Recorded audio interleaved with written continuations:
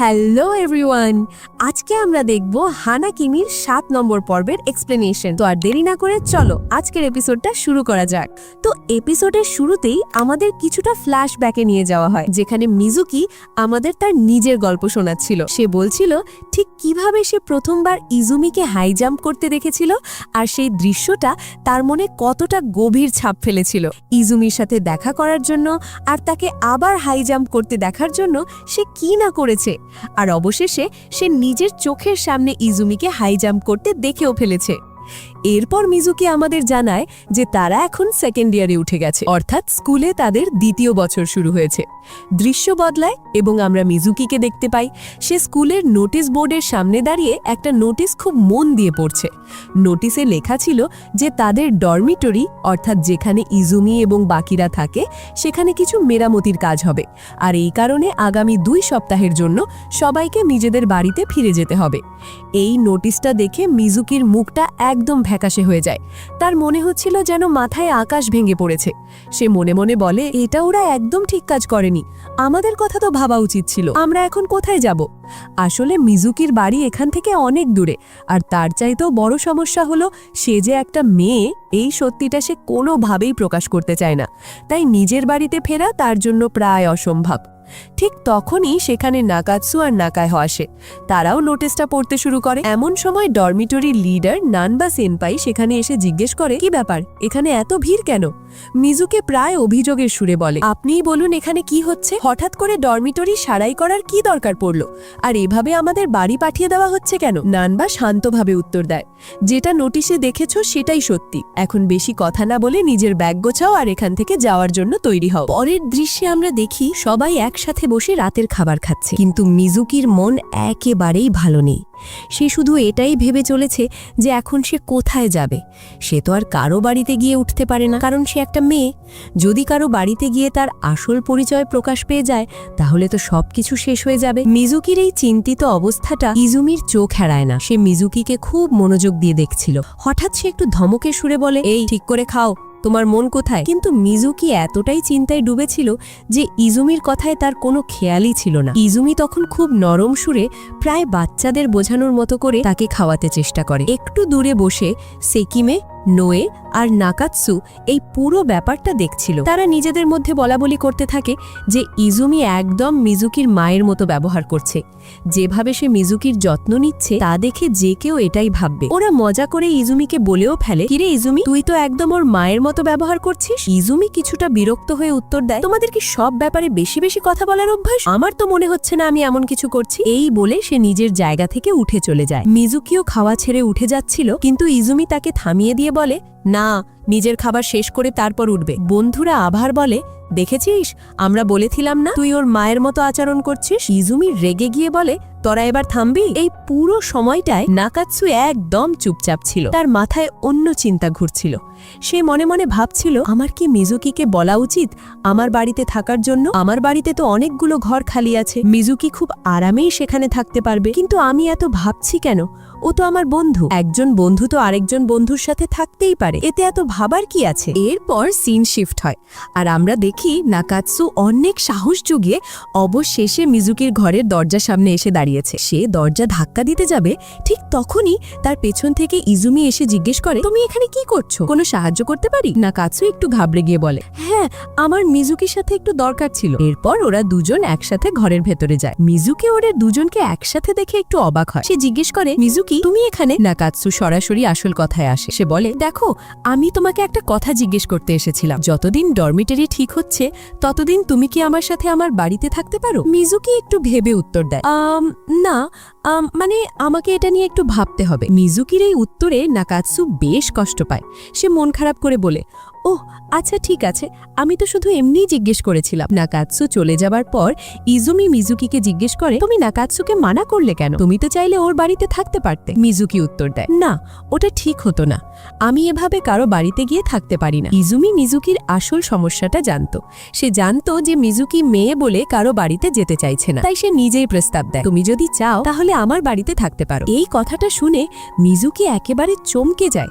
সে ভাবতেও পারেনি যে ইজুমি নিজে থেকে তাকে তার বাড়িতে থাকার জন্য বলবে, কিন্তু সে তখনও দ্বিধায় ছিল। তাই সে ইজুমিকেও বলে, না, আমাকে এটা নিয়েও একটু ভাবার জন্য সময় দাও। অর্থাৎ সে একরকম ভাবে ইজুমিকেও মানা করে দেয়। এরপর সিন শিফট হয় আর আমাদের রাতের বেলা দেখানো হয়। মিজুকি নিজের বিছানায় শুয়ে ভাবছিল, আমার কি করা উচিত, আমি কার বাড়িতে যাব, কোথায় থাকবো আমি। ভাবতে ভাবতে সে ক্লান্ত হয়ে ঘুমিয়ে পড়ে। গভীর রাতে একটা অদ্ভুত ঘটনা ঘটে।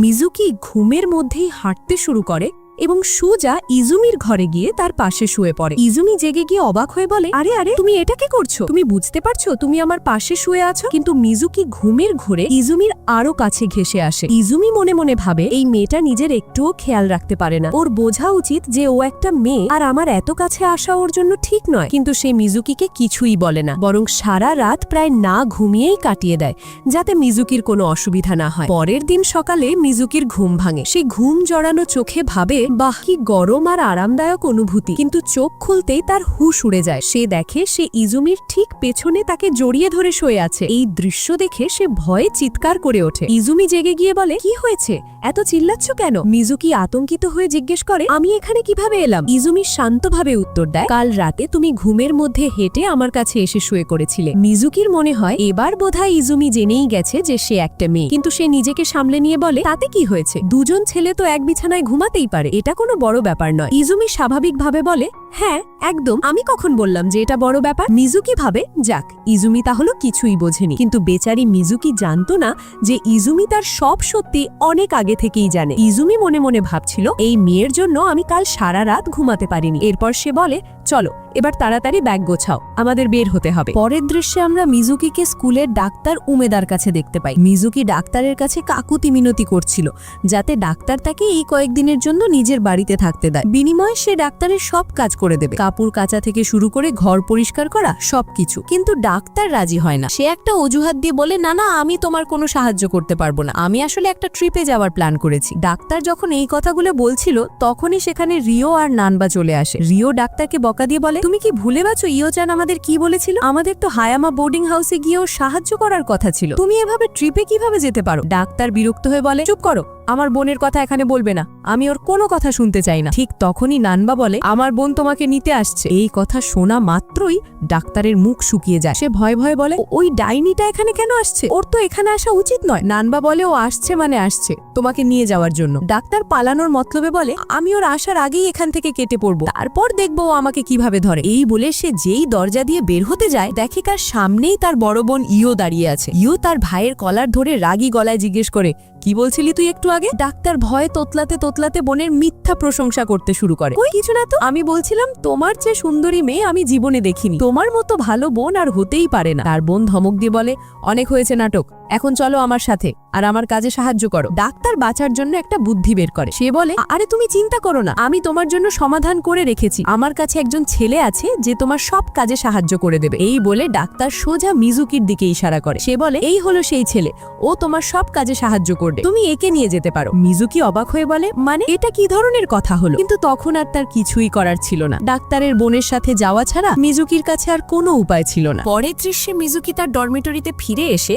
ইজুমি আর নাকাতসুকে পুরো ঘটনাটা খুলে বলে। সব শুনে ইজুমি দাঁড়িয়ে উঠে বলে, ঠিক আছে, তুমি যদি ওখানে যাও তাহলে আমিও তোমার সাথে যাব। মিজুকি তাকে মানা করার চেষ্টা করে, কিন্তু ইজুমি জোর দিয়ে বলে যে সেও যাবে। ইজুমিকে যেতে দেখে নাকাতসুও বলে ওঠে, ঠিক আছে, তোমরা দুজন যদি যাও তাহলে আমিও যাব। বাকিরা বলে, কিন্তু তুমি কেন? তোমার যাওয়ার তো কোনো দরকার নেই। নাকাতসু মনে মনে ভাবে, তোমাদের কি মনে হয় আমি তোমাদের দুজনকে এভাবে একা ছেড়ে দেব নাকি? এভাবেই শেষ পর্যন্ত তিনজন মিলে সেই বোর্ডিং হাউসে পৌঁছায়। সেখানে গিয়ে তারা দেখে ওটা আসলে একটা রেস্টুরেন্টের মতো, যেখানে অতিথিদের থাকা খাওয়ার ব্যবস্থা আছে, আর সেখানেই কর্মী হিসেবে তাদের সাহায্য করতে হবে। এখানে আমাদের মাকিতা নামের একটা নতুন চরিত্রের সাথে পরিচয় হয়। সেও ওই বোর্ডিং হাউসের একজন কর্মী। রেস্টুরেন্টের মালিক অর্থাৎ ডাক্তারের বোন ইও মাকিতাকে দেখে সাবধান করে দেয়, দেখো মাকিতা, আমি আগেও বলেছি এখনো বলছি, কোনো মহিলা কাস্টমারের সাথে ফ্লার্ট করার চেষ্টা করবে না, না হলে আমি তোমার সাথে কি করব সেটা তুমি ভালো করেই জানো। মাকিতা হ্যাঁ হ্যাঁ বললেও তার নজর পড়ে মিজুকির ওপর।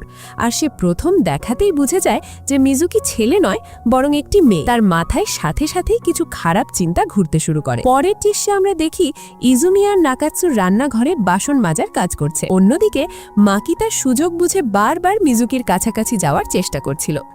এই ব্যাপারটা ইজুমি বা নাকাতসু কারুরই ভালো লাগছিল না। ইজুমি তখন মিজুকিকে ডেকে বলে, মিজুকি তুমি ওখানে কি করছো? এদিকে এসে আমাদের সাহায্য করো। মিজুকি সেখান থেকে উঠে ইজুমির কাছে চলে যায়। কাজ করতে করতে হঠাৎ মিজুকির মনে পড়ে যে সে তার কুকুর ইউজিরোকে এখনো খেতে দেয়নি। সে বলে, আমি ইউজিরোকে খাবারটা দিয়ে আসছি। মাফিতার সাথে সাথে বলে, ঠিক আছে, আমিও তোমার সাথে চলছি, আমার কুকুর খুব পছন্দ। এই বলে সে মিজুকির সাথে চলে যায়। নাকাতসুও এই ব্যাপারটা দেখে অস্বস্তিতে পড়ে। সে ভাবে, আমি মিজুকিকে এভাবে ওর সাথে একা ছাড়তে পারি না। এই ভেবে সেও তাদের পিছু নেয়। এরপর সিন শিফট হয় আর আমরা দেখি মিজুকি ইউজিরোকে খাবার দিচ্ছিল। আর মাকিতা তাকে জিজ্ঞেস করে, আচ্ছা একটা কথা বলো তো, ওই দুজন ছেলের মধ্যে তোমার বয়ফ্রেন্ডকে? মিজুকি অবাক হয়ে বলে, কি আমার কোনো বয়ফ্রেন্ড নেই? আমি তো একটা ছেলে, তোমার কি মনে হয়? মাকিতা বিদ্রুপের হাসি হেসে বলে, ও তুমি ছেলে? ঠিক তখনই নাকাতসু সেখানে এসে মিজুকিকে প্রায় টেনে নিয়ে যেতে যেতে বলে, মিজুকি তুমি এতক্ষণ ধরে এখানে কি করছো? চলো আমার সাথে। যাওয়ার পথে মিজুকি বলে, আমি কাজ করতে গিয়ে ভিজে গেছি, আমি পোশাকটা বদলে আসছি। এই বলে সে কাপড় বদলাতে যায়। কাপড় বদলানোর সময় সে খেয়াল করে যে তার জামাগুলো একটু টাইট হচ্ছে। সে চিন্তায় পড়ে যায় যে সে মোটা হয়ে যাচ্ছে। পরের দিন সকালে মিজুকি গেস্ট লিস্ট চেক করছিল যে আজ কে কে আসছে। লিস্টে একটা নাম দেখে তার মাথায় যেন বাজ পড়ে। সে দেখে আজ তাদের বোর্ডিং হাউসে আর কেউ নয়, বরং কাগুরাজাকা আসছে। কিছুক্ষণ পরই কাগুরাজাকা তার দুই বোনকে নিয়ে সেখানে হাজির হয়। সে ইজুমি, নাকাতসু আর মিজুকিকে একসাথে দেখে অবাক হয়ে বলে, আরে তোমরা তিনজন এখানে কি করছো? আমি তো এখানে ছুটি কাটাতে এসেছি, তোমাদের মুখ দেখতে নয়। নাকাতসু কাগুরাজাকার সাথে তর্ক শুরু করে দেয়। তখন রেস্টুরেন্টের মালিক ইও এসে নাকাতসুকে জোরে একটা লাথি মেরে বলে, ও আমার কাস্টমার, তুমি ওর সাথে এভাবে কথা বলতে পারো না। যাই হোক, কাগুরাজাকা সেখানে থাকতে রাজি হয়। তখন তার মেজ বোন, যার নাম তামামি, ইজুমিকে দেখতে পায়। সে ইজুমির একজন বিশাল বড় ফ্যান। সে দৌড়ে ইজুমির কাছে গিয়ে প্রায় তার গায়ে ঝাঁপিয়ে পড়ে আর বলতে থাকে, ইজুমি সামা, এটা আপনি?